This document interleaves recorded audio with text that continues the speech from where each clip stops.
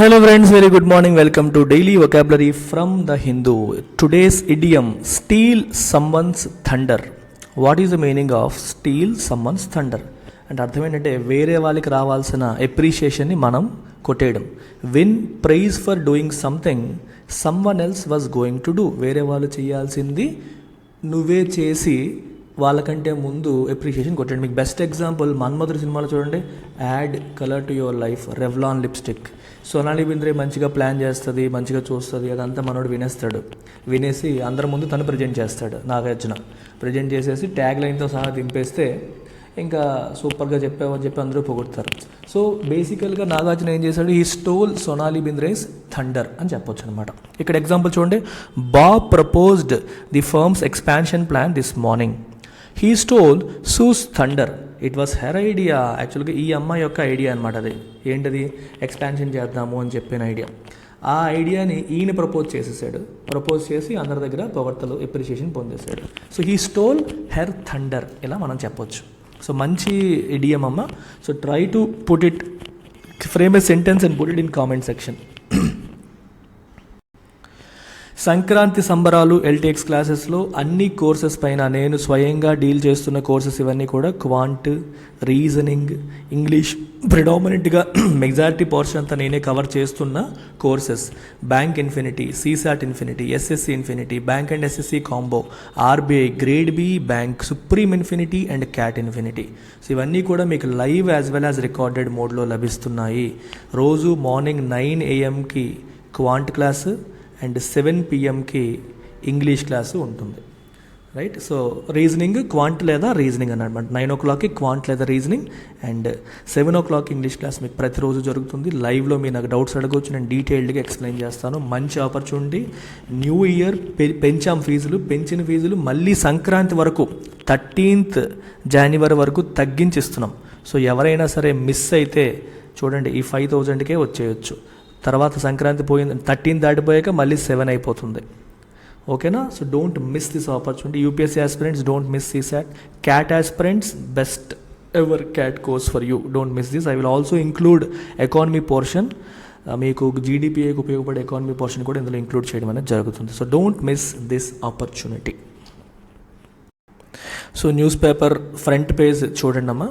ఇక్కడ మనకి సో ఇక్కడ ఏం రాశారు చూడండి, government మల్స్ new policy on online gambling. Online gambling పైన కొత్త పాలసీ తీసుకొద్దామా అని గవర్నమెంట్ ఆలోచిస్తుంది. మల్ అంటే థింక్ అబౌట్ అని అర్థం. ఆలోచిస్తోంది, థింకింగ్ అబౌట్ అనే మీనింగ్ వస్తుంది అనమాట. That is the meaning of మల్, థింక్ అబౌట్. ఓకే, నెక్స్ట్ వచ్చేసి చైనా ఈజ్ అడాప్టింగ్. ఇక్కడ చూడండి, China is adopting same policy as Russia. China Russia లాంటి పాలసీనే అడాప్ట్ అవుతోంది. ఈ పదం చూడండి, వెరీ ఇంట్రెస్టింగ్ వర్డ్. సో చాలాసార్లు స్టూడెంట్స్ కన్ఫ్యూజ్ అవుతూ ఉంటారు. 2 పదాలు ఉన్నాయి, అడాప్ట్, అడాప్ట్. ఈ రెండింటికి ఎలాగా డిఫరెన్షియేట్ చేయాలి, రెండింటికి మీనింగ్ ఏంటి అని కొంచెం కన్ఫ్యూజ్ అవుతూ ఉంటారు. సో అడాప్ట్ అంటే మీనింగ్, రకరకాల మీనింగ్స్ ఉన్నాయమ్మ దీనికి. ఒకటి, ఒక పిల్లోడిని లీగల్గా దత్తత తీసుకోవడం అనే మీనింగ్ ఒకటి. ఒక మీనింగ్ ఏంటంటే దత్తత తీసుకోవడం అనే మీనింగ్ ఒక మీనింగ్. రెండో మీనింగ్ వచ్చేసరికి ఒక పాలసీని ఫాలో అవ్వడం. We are adopting the policy of no liquor లేదా కంప్లీట్ లిక్కర్ బ్యాన్. ఓకే, సంపూర్ణ మద్యపాన నిషేధం అనే పాలసీని మేము అడాప్ట్ చేస్తున్నాము, ఫాలో అవుతున్నాము. ఓకే, అడాప్ట్ అంటే ఫాలో, అంటే ఒక పాలసీని, ఒక ఐడియాని, ఒక పద్ధతిని, ఒక విధానాన్ని ఫాలో అవ్వడం లేదా ఇంప్లిమెంట్ చేయడం అనే మీనింగ్లో కూడా అడాప్ట్ అనే పదాన్ని వాడతారు. రైట్. సో బట్ ఈ పదానికి మీనింగ్ ఏంటి? అడాప్ట్ అంటే సిచ్యువేషన్కి తగ్గట్టుగా, పరిస్థితులకు అనుగుణంగా మనల్ని మనం మార్చుకోగలగడం. దాన్ని అడాప్ట్ అంటారు, ADAPT. ఓకే, నేను ఎప్పుడు కామన్గా చెప్పే ఎగ్జాంపుల్ ఏంటంటే, మనకి ఎగ్జామ్ ప్యాటర్న్స్ ఎప్పటికప్పుడు మారిపోతూ ఉంటాయి. సో మారిపోతున్న ప్యాటర్న్స్కి తగ్గట్టు ప్రిపరేషన్ని మీరు అడాప్ట్ చేసుకోవాలి.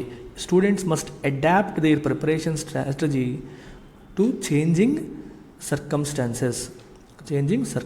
సింపుల్గా మీకు మీనింగ్ పరంగా రాస్తే, become adjusted to new conditions. మారిన కండిషన్స్కి అలవాటు పడడం, అడ్జస్ట్ అవ్వగలగడం. ఒక కొత్త ప్రదేశానికి వెళ్తావు, నీ క్లైమేట్ మారుతుంది, దానికి నువ్వు అడ్జస్ట్ అవ్వగలగాలి. ఒక ఎగ్జామ్ ప్యాటర్న్ మారుతుంది, దానికి అడ్జస్ట్ అవ్వగలగాలి. లైఫ్లో జాబ్ మారుతావు, ఒక జాబ్ చేస్తున్నావు, ఇంకో జాబ్కి వెళ్ళావు. గవర్నమెంట్ జాబ్ చేసేవాడివి మానేసి ప్రైవేట్ సెక్టర్కి వెళ్ళావు. Again you have to adopt. ఇక్కడ కండిషన్స్ వేరు, అక్కడ కండిషన్స్ వేరు, రూల్స్ వేరు, అక్కడ రూల్స్ వేరు. ఇలాగా మనం ఈ రెండు పదాలని డిఫరెన్షియేట్ చేయొచ్చు. కన్ఫ్యూజ్ అవ్వద్దు, దేనికది సెపరేట్ వర్డ్స్ అనమాట. నేను ఇచ్చిన ఎగ్జాంపుల్స్ మైండ్లో పెట్టుకోండి, మీరు మర్చిపోరు. ఇంకా సుప్రీంకోర్టు మెజారిటీ రూలింగ్ అంటే తీర్పు.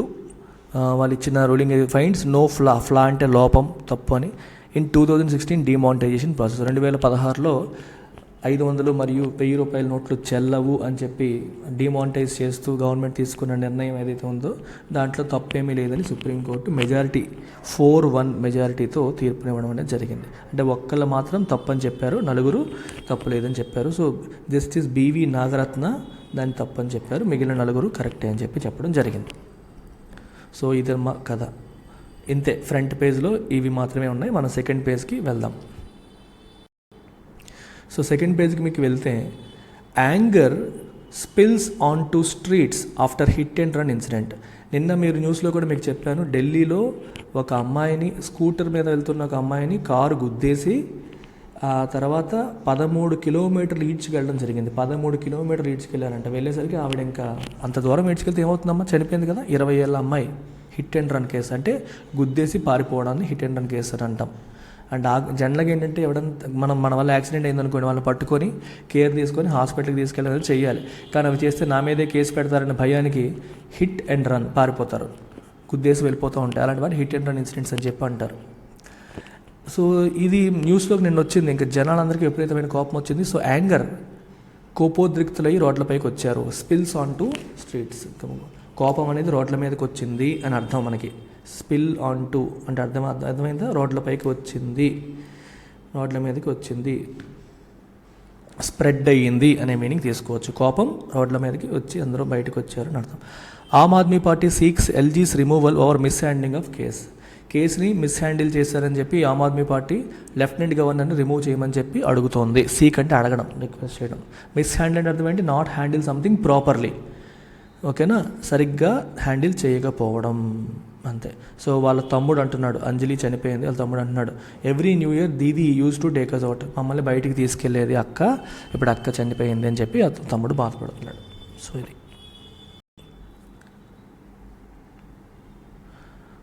Okay. Only people can make ULFA chief, only people can make this man talk ట్రూస్ says Assam. ప్రజలు మాత్రమే అతనితో ట్రూస్ గురించి మాట్లాడించేలా చేయగలుగుతారు. ట్రూస్ అంటే శాంతి ఒప్పందం. ట్రూస్ అంటే అర్థం ఏంటో తెలిసిందా, శాంతి ఒప్పందం అంటే ఇంకో ఎండ్ వార్ ఆపేద్దాము, ఓకే, మొత్తం ఆపేసి మనం ఒప్పందం చేసుకుందాం, శాంతి చేసుకుందాము, సంధి చేసుకుందాం అనేదాన్ని ట్రూస్ అని చెప్పి అంటాం, శాంతి ఒప్పందం అని అంటారు.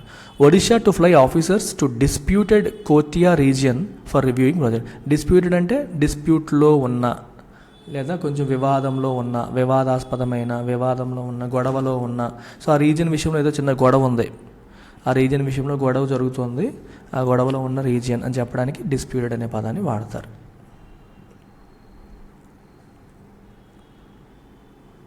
The Hindu photographer KV Srinivasan passes away. Pass అవే అంటే డై, చనిపోయారని అర్థం. శివైక్యమయ్యారు, చనిపోయారు, లింగైక్యమయ్యారు అంటారు. ఇంకా మంచిగా పదాలు వాడాలంటే తెలుగులో. ఈ పేజ్లో చూస్తే, church vandalised in violence over religious conversion in Narayanpur.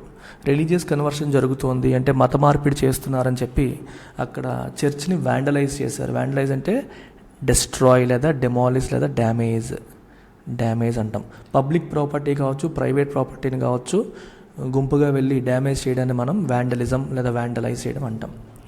Damage public or private property, public or private property. లేకపోతే ఇలాంటి గుళ్ళు, దేవాలయాలు, బస్సులు తగలబెట్టేస్తారు. చూస్తారా, ఏదన్నా మా రాజకీయ నాయకుడిని అరెస్ట్ చేశారని చెప్పి బస్సులు తగలెట్టడం గట్రా చూస్తాం కదా, ఇట్లాంటివన్నీ వ్యాండలిజం కిందకు వస్తాయి. ఇన్సిడెంట్స్ ఆఫ్ వ్యాండలిజం అంటాం వాటిని. SC to hear petition filed by residents against eviction notice served by railways eviction notice serve చేసింది. ఎవిక్షన్ అంటే మీరు ఇక్కడ నుంచి వెళ్ళిపోండి, ఖాళీ చేసి వెళ్ళాలి అని చెప్పి రైల్వేస్ రెసిడెంట్స్ అక్కడ నివసిస్తున్న కొంతమందికి ఇది మా స్థలం మీరు వెళ్ళిపోండి అని చెప్పి వాళ్ళు ఖాళీ చేసి వెళ్ళమని నోటీస్ పంపించింది. ఆ నోటీషన్ విషయంలో పిటిషన్ రెసిడెంట్స్ ఫైల్ చేశారు, ఎందుకు మేము వెళ్ళాలి ఏంటని. సో సుప్రీంకోర్టు ఆ పిటిషన్ వినబోతోంది, కోర్టు విచారణకు తీసుకోబోతోంది. మహాదయి రో అంటే వివాదం, ఇది రోజు మనకు వస్తుంటుంది పదం.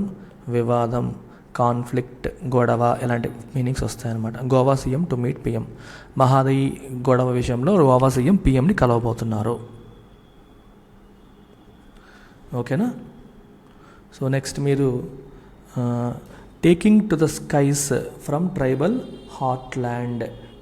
హార్ట్లాండ్ నుంచి టేకింగ్ టు స్కైస్ అంటే అర్థం ఏంటి? What is the meaning of taking to skies అంటే రాకెటరీ గురించి ఏదో డిస్కషన్ అని అర్థం.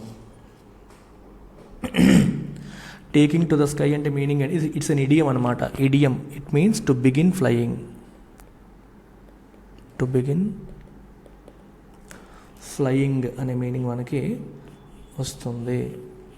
Highly, extravagantly, to the skies, take to the skies, to start flying, to begin flying అనే మీనింగ్ వస్తుంది.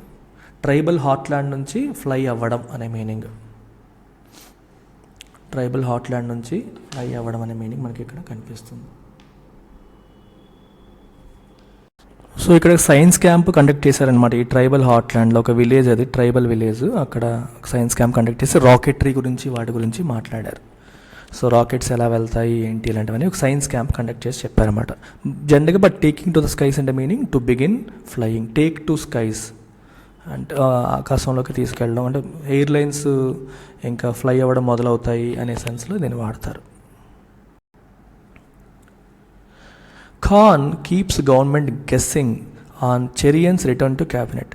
If you keep someone guessing అంటే నువ్వు ఏం జరుగుతుందో చెప్పకుండా నువ్వు నెక్స్ట్ ఏం స్టెప్ తీసుకుంటావో ఎదుటివాడికి తెలీదు, నువ్వు ఇండికేషన్ ఇవ్వట్లేదు.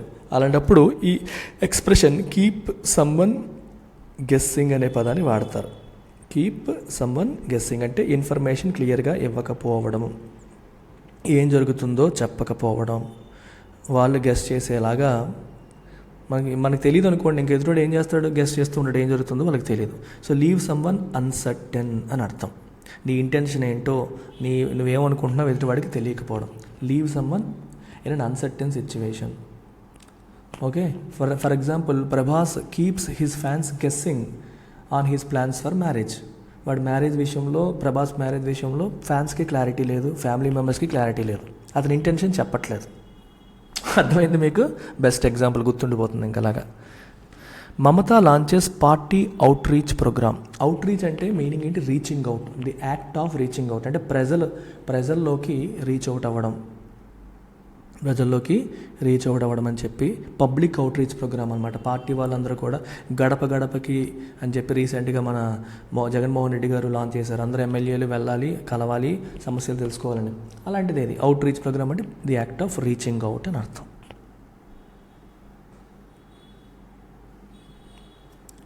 Auspicious day. ఆస్పీషియస్ అంటే తెలుసు కదా, పవిత్రమైంది, మంచి రోజు అని అంటాం కదా. వైకుంఠ ఏకాదశి ఇవాళ వైకుంఠ ఏకాదశి అని చెప్పి ఆస్పీషియస్ డే అని చెప్పి రాశారు. ఇంకా అంతేనమ్మా, ఇందులో పెద్దగా ఏం లేవు. సో ఇలా మనం 5 పేజెస్లో ఉన్న వొకాబులరీ చూసాము. హిందీలో మొత్తం 13-14 పేజీలు ఉంటాయి. సో రిమైనింగ్ పేజెస్లో ఉన్న వొకాబులరీ అంతా మీరు చూడాలి అంటే మీరు చేయాల్సిందల్లా ఇంగ్లీష్ ఇన్ఫినిటీలో జాయిన్ అవ్వాలి. ఇది నైట్ 7 PM లైవ్ క్లాస్ ఉంటుంది. నేను 20 to 30 minutes పాటు రిమైనింగ్ పేజెస్లో ఉన్న వొకాబులరీ కవర్ చేస్తాను. తర్వాత డిఫరెంట్ కాంపిటేటివ్ ఎగ్జామ్స్లో వచ్చే మోడల్స్ కవర్ చేస్తాను. Reading comprehension, error spotting, cloze test, para jumbles, ఇట్లాంటి డిఫరెంట్ మోడల్స్ నేను తర్వాత కవర్ చేస్తాను అనమాట. అర్థమైందా? So this is how English infinity course works. సో మీరు యూట్యూబ్లో చూసింది ఒక లెట్స్ సే 30% అయితే రిమైనింగ్ 70% మీకు ఇంగ్లీష్ ఇన్ఫినిటీ క్లాస్లో కవర్ అవుతుంది. So full fledged English learning కోసం మీరు చేయాల్సిందల్లా ఇంగ్లీష్ ఇన్ఫినిటీకి వచ్చేయడమే. So I strongly recommend going for lifetime plan. నేను ఇప్పటికీ ఇంగ్లీష్ నేర్చుకుంటూనే ఉన్నాను. లైఫ్ టైం ప్లాన్ ఉంటే అంతకంటే గొప్పదేం లేదు. ఎందుకంటే ఇంగ్లీష్ ఎప్పటికీ ప్రతిరోజు నేర్చుకోవడానికి ఉంటుంది. మీరు రేపు పొద్దున్న జాబ్లోకి వెళ్ళినా సరే మీకు ఉపయోగపడుతుంది. Vocabulary it's a continuous process. నేను ఇన్ని రోజుల నుండి చెప్తున్నా, నాకే తెలియని పదాలు రోజు చాలా కొత్త వస్తూ ఉంటాయి. మీరు ఒక బ్యాంక్ ఎగ్జామో, ఎస్ఎస్సి ఎగ్జామో, క్యాట్ ఎగ్జామో క్రాక్ చేసినా సరే you will still need to learn vocabulary. ప్రతిరోజు అది మీకు హెల్ప్ అవుతూనే ఉంటుంది. So better go for lifetime plan. లేదు మాకు ఓన్లీ మా ఎగ్జామ్ పరంగా సిలబస్ కవర్ చేస్తే చాలు అనుకుంటే you can go for 2 months 3 months plan by paying just 2000 rupees. So మీకు ఇది ఫీజు 13th January వరకు మాత్రమే వ్యాలిడ్. తర్వాత నేను ఈ ఫీజుని పెంచుతున్నాను. I'm making it 5000. So life time validity ఇచ్చే ప్లాన్ ఇంకా తక్కువ ధరకి ఇవ్వాలని అనుకోవట్లేదు. అండ్ ఇట్ హ్యాస్ వర్త్, అంత క్వాలిటీ టీచింగ్ అనేది జరుగుతుంది. ఇది మీరు కాంటాక్ట్ చేయాల్సిన నెంబర్. 13th January లోపు జాయిన్ అయితే మీకు 3000కే వస్తుంది. తర్వాత ఇట్ విల్ బికమ్ 5000. ఎక్కువ చేస్తున్నారనే ఫీలింగ్ కూడా నాకు రావట్లేదు, ఎందుకంటే అంత క్వాలిటీ అంత ప్రతిరోజు ఇస్తున్నాం. సో ఇదమ్మా అన్ని కాంపిటేటివ్ ఎగ్జామ్స్కి హెల్ప్ అవుతుంది. క్యాట్, IBPS, CSAT అన్నీ కూడా. So Hindu word of the day is efface. Efface అంటే మీనింగ్ ఏంటి? Remove completely from recognition or memory. అంటే మన మెమరీలోంచి రిమూవ్ చేసేయడం, పూర్తిగా మర్చిపోవడం. రిమూవ్ ఫ్రమ్ యువర్ మెమరీ అనమాట. చూడండి ఇక్కడ ఒబ్లిటరేట్ అంటే అదే మీనింగ్ వస్తుంది. He efface the memory of the time spent in the camps. క్యాంప్స్లో తను స్పెండ్ చేసిన టైం యొక్క మెమరీస్ అన్నిటిని రిమూవ్ చేసేసాడు, మర్చిపోయాడు మొత్తం అని అర్థం. రిమూవ్ చేసేసాడు అని అర్థమైందా? సో మెమరీలోంచి తీసేయడాన్ని ఇఫేస్ అనే పదం వాడతారు. ఎరేజ్ అనే మీనింగ్ వస్తుంది. ఎరేజ్ అనే మీనింగ్ మనకి ఇక్కడ వస్తుందన్నమాట. టు ఎలిమినేట్, ఎరేజ్, ఇంటెన్షనల్గా తీసేయడం, ఇంటెన్షనల్గా మర్చిపోవడం, ఇంటెన్షనల్గా రిమూవ్ చేయడం. ఓకే, ఇంటెన్షనల్గా రిమూవ్ చేయడం అనే మీనింగ్ మనకి అక్కడ వస్తుంది. CSAT UPSC ఆస్పిరెంట్స్ CSATలో చాలామంది స్ట్రగుల్ అవుతున్నారు. సంక్రాంతి సంబరాల్లో భాగంగా 7000 రూపీస్ CSAT కోర్స్ మీకు 5000కే లభిస్తుంది టిల్ 13th January. దీంట్లో కూడా మనకి క్వాంట్, రీజనింగ్, ఇంగ్లీష్ అన్ని బేసిక్స్ నుండి కవర్ చేస్తాను నేను. బేసిక్స్తో పాటు మీకు CSAT PYQs కూడా వీలైనంత వరకు క్లాసులో కవర్ చేయడానికి ట్రై చేస్తాను. PYQs వల్ల అడ్వాంటేజ్ ఏంటంటే మీకు ఎగ్జాక్ట్ CSAT ప్యాటర్న్ ఏంటి, ఎలా వస్తాయి, వాటిని మనం ఎలా హ్యాండిల్ చేయాలన్న క్లారిటీ అనేది వస్తుంది. So I'm going to handle all the classes for CSAT. Lifetime వ్యాలిడిటీతో వస్తుంది కోర్సు. మంచిగా మీరు, ఎందుకంటే UPSC మీరు ప్రిపేర్ అయినంతకాలం, ప్రిలిమ్స్ రాస్తున్నంతకాలం కూడా CSAT కూడా రాయాలి. మీకు ఎప్పటికప్పుడు లేటెస్ట్ ప్యాటర్న్ కంటెంట్ అనేది మీకు యాక్సెస్ ఉంటుంది. సో మంచి ఆపర్చునిటీ 5000కి లభిస్తుంది. అన్ని సబ్జెక్ట్స్ నేనే హ్యాండిల్ చేస్తాను కాబట్టి మీకు ఎవరు వేరే వాళ్ళు చెప్తారన్న భయం కూడా పెట్టుకోక్కర్లేదు. You will have high quality classes. CAT ప్యాటర్న్లో నేను టీచ్ చేస్తాను. సో టఫ్ క్వశ్చన్స్ కూడా ఈజీగా హ్యాండిల్ చేసేలాగా నేర్చుకుంటారు. And CAT infinity, the ultimate cat infinity course. So నేను మీకు తెలిసిందే 99 percentile ఇన్ క్యాట్. మొత్తం క్యాట్ సిలబస్ కవరేజ్ ఉంటుంది. నేను UPSC కోసం కవర్ చేసిన ఎకానమీ క్లాసెస్ కూడా మీ GDPA ప్రిపరేషన్ కోసం ఫ్రీగా ఇంక్లూడ్ చేస్తున్నాను. So this is again valid till 13th January. మీకు 12,000 నుంచి 2,000 డిస్కౌంట్ ఇచ్చి 10,000కి అందిస్తున్నాం. కొత్త బ్యాచెస్ స్టార్ట్ అయ్యాయి. కోర్స్కి లైఫ్ టైం వ్యాలిడిటీ ఉంటుంది. ఇది మీరు కాంటాక్ట్ చేయాల్సిన నెంబర్. Make use of this. Take care. Bye.